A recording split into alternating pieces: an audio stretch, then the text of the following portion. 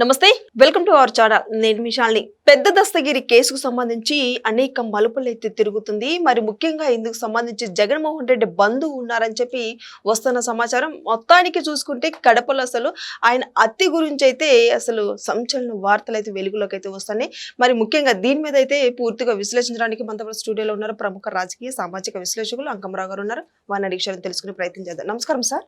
నమస్తే సార్. మొత్తాన్ని చూసుకుంటే కడపలో పెద్ద దస్తగిరి హత్య కేసుకు సంబంధించి జగన్మోహన్ రెడ్డి బంధువు ఉన్నారని చెప్పి సమాచారం వస్తుంది. మరి కీలక మలుపులైతే ఇది తిరుగుతున్న నేపథ్యంలో ఈ కేసు ఇంకా ఎంతమందికి వచ్చే అవకాశం ఉంది, దీంట్లో ఇంకా ఎంతమంది ఉన్నారంటే ఏం చెప్తారు సార్? పెద్ద దస్తగిరి కడప ఆ పరిసర ప్రాంతాల్లో ఏ సెటిల్మెంట్ చేయాలన్నా కూడా అతనే ముఖ్య భూమిక వహించేవాడు. కమలాపురం మాజీ శాసనసభ్యులు, కడప మేయర్, మాజీ మేయరు ఎవరైతే ఉన్నారో జగన్మోహన్ రెడ్డి మేనమామ రవీంద్రనాథ్ రెడ్డి, అతని భార్య పేరు మీద, అతని కుమారుడి పేరు మీద ఉన్నటువంటి ఆస్తుల వివరాలన్నీ కూడా ఈరోజు పెద్ద దస్తగిరి ఇంట్లో బయటపడ్డాయి. ఎవరైతే డిప్యూటీ మేయర్ ఉన్నాడో అతనికి సంబంధించి హత్య చేసిన వాళ్ళు అతని దగ్గరికి చేరారని చెప్పని ఇప్పుడు ప్రాథమికంగా తెలుస్తూ ఉంది. నిజ నిర్ధారణ అనేది త్వరలో అన్నీ బయటకు వస్తాయి. ఇక్కడ గమనించుకోవాల్సిన అంశం ఏంటంటే, వివేకానంద రెడ్డి గారి హత్య జరిగినప్పుడు ఏదైతే గుండెపోటుగా చిత్రీకరించినటువంటి ఇదే బ్యాచ్ ఈరోజు కూడా ఈ పెద్ద దస్తగిరిని ఎవరైతే చంపేశారో గంజాయి బ్యాచ్ అని చెప్పని ప్రచారం మొదలుపెట్టారు. సాక్షిలో ముందదే బయటకు వచ్చింది. మరి ఈరోజు అతని ఇంట్లో సోదాలు జరిగిన సందర్భంగా ప్రభుత్వం లెక్కల ప్రకారమే 100 కోట్ల రూపాయల పైనటువంటి ఆస్తుల వివరాలన్నీ కూడా అక్కడ బయటకు వచ్చినాయి. దాని గురించి ఆ దినపత్రికలో ఎక్కడ ఒక్క అక్షరం కూడా రాయలేదు. అంటే దీన్ని బట్టి చాలా స్పష్టంగా అర్థం చేసుకోవాలి, వాళ్ళు ఏం చేయాలనుకున్నారో, ఎట్లా చేస్తున్నారో, వాళ్ళ యొక్క మామూలుగా వాళ్ళ జీవన విధానం ఏంటో, రాజకీయాలకు ఎందుకు వచ్చారో, జగన్మోహన్ రెడ్డి కావచ్చు, వాళ్ళ మేనమామ కావచ్చు, లేకపోతే వాళ్ళకి సంబంధించిన ఆస్తుల వివరాలన్నీ ఈరోజు బయటకు వచ్చిన తర్వాత ఈరోజు జగన్మోహన్ రెడ్డి అతను పరామర్శకు వెళ్తున్నాడు. ఎవరు చంపారు, ఎవరు చంపించారు, ఎవరు ఆస్తులు బయటపడ్డాయి, ఎవరి పేరు మీద ఇవి ఉన్నాయి, చంపిన వాళ్ళు వెళ్ళి ఎవరి ఇంట్లో ఆశ్రమం పొందారు, ఇన్ని వివరాలు బయటకు వచ్చిన తర్వాత కూడా ఈరోజు జగన్మోహన్ రెడ్డి అక్కడికి వెళ్తున్నాడు అంటే ఇంకా ఆ వివరాలు ఎన్ని బయటకు రావాల్సిన ఆవశ్యకత ఉందని అయితే నేనైతే గట్టిగా చెప్పగలను. కారణం ఏంటంటే, ఇప్పుడు 500 కోట్ల రూపాయలు అంటే మామూలుగా విలువ, ప్రభుత్వం విలువ 100 కోట్ల రూపాయల పైన ఉన్న 500 కోట్ల రూపాయల దాకా కనపడతా ఉంది. కాబట్టి అతనే చాలా వరకు ఆ కడప ప్రాంతంలో ఏది జరిగినా కూడా అతని ప్రమేయంతో జరిగాయని, దానికి రవీంద్రనాథ్ రెడ్డి కొడుకు అలాగే వాళ్ళ భార్య పేరు మీద ఉన్నటువంటి ఆస్తుల వివరాలను బట్టి ఇందుట్లో ఇంకా చాలా పెద్ద వ్యక్తుల హస్తాలు కూడా ఉన్నాయని చెప్పనైతే మనం గమనించుకోవాలి. ఇందుకే సంబంధించిన సార్ జగన్మోహన్ రెడ్డి 3 రోజులు పులివెందుల పర్యటన కొనసాగిస్తున్నారంటారా? అంటే పర్యటన అనేది ఎప్పుడు ఇలాంటివి వచ్చినప్పుడే అతను వెళ్తూ ఉంటాడు.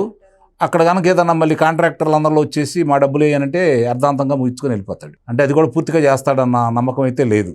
ఏదో ఒక ఉపద్రవం వస్తే తప్ప అతనికి పులివెందలో లేకపోతే కడప గుర్తురాదు. కాబట్టి ఇక్కడ కూడా ఈ పెద్ద దస్తగిరికి సంబంధించిన వివరాలన్నీ బయటకు వస్తున్న సందర్భంగా అతను లోకల్ పోలీసులను కొంతమందిని మేనేజ్ చేశారు. ఇది గమనించుకోవాల్సిన అంశం. వాళ్ళని వెంటనే గుర్తించేసి ఈరోజు కోయా ప్రవీణ్ గారు వాళ్ళని పక్కన పెట్టడం కూడా జరిగింది. ఇక్కడ గమనించుకోవాల్సిన అంశం ఏంటంటే, ఈ మీసాలు మెలేసేవాళ్ళు, ప్రగల్భాలు పలికేవాళ్ళు, వారసత్వం గురించి చెప్పుకునేవాళ్ళు, వాళ్ళ తాతల మూతుల గురించి చెప్పేవాళ్ళు, ఆ తాతలే ఆనాడు ఏ విధంగా వదిలిపెట్టెళ్ళారో మన ఉమేష్ చంద్ర గారు ఎస్పీగా ఉండగా ఆ కడప జిల్లాను వదిలిపెట్టే విధంగా వెళ్ళారో మనందరికీ తెలుసు. వాళ్ళను కూడా వీరులు సూర్యులుగా ఈరోజు వీళ్ళు చిత్రీకరించేసి మాట్లాడుతూ పబ్బం గడుపుకుంటా ఉన్నారు. ఆయనకి ఏమాత్రం తీసిపోయిన వ్యక్తి కోయా ప్రవీణ్. ఈరోజు అక్కడ ఆయన అధికారిగా ఉన్నాడు. అందరి విషయాలు, వాళ్ళు ఏం చేశారు, ఎట్లా జరిగింది, ఎవరి ప్రమేయంతో జరిగింది, పెద్ద సమయం కూడా పట్టిద్దని నేనైతే అనుకోను. అన్ని విషయాలు కూడా బయట పెట్టేసి కటకటాల వెనక వాళ్ళని కూర్చోబెడతాడని అయితే నేను నిస్సందేహంగా చెప్పగలను. ఆ భయం కొద్దీ, కోయా ప్రవీణ్ భయం కొద్దీ, ఆ అధికారి భయం కొద్దీ ఈరోజు జగన్మోహన్ రెడ్డి ఇంత తొందరగా వచ్చి పరామర్శకు వచ్చాడని అయితే నేను భావిస్తున్నాను.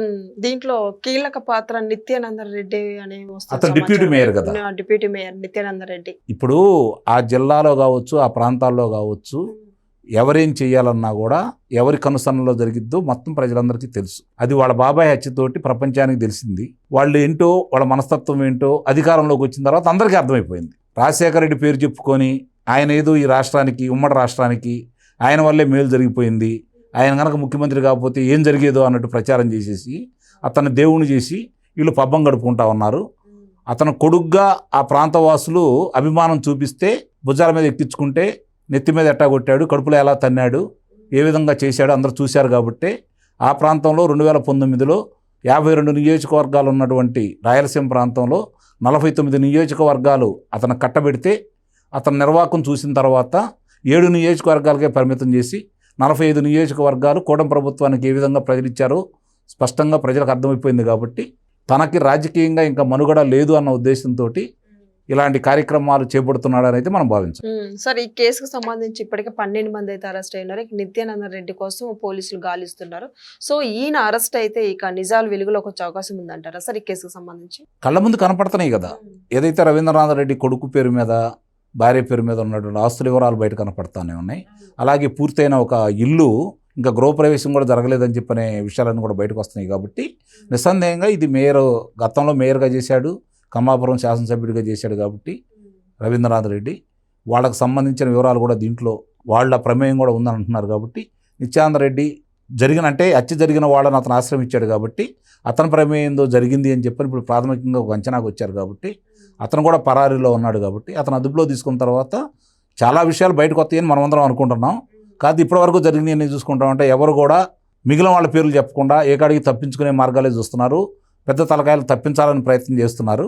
కనీసం ఈ కేసులోనైనా సరే పెద్ద తలకాయలు ఎవరైతే ఉన్నారో వాళ్ళ వివరాలు బయటకు వస్తాయని ఆశిద్దాం. అంతకంటే మనం చేయగలిగింది. Okay, thank you sir.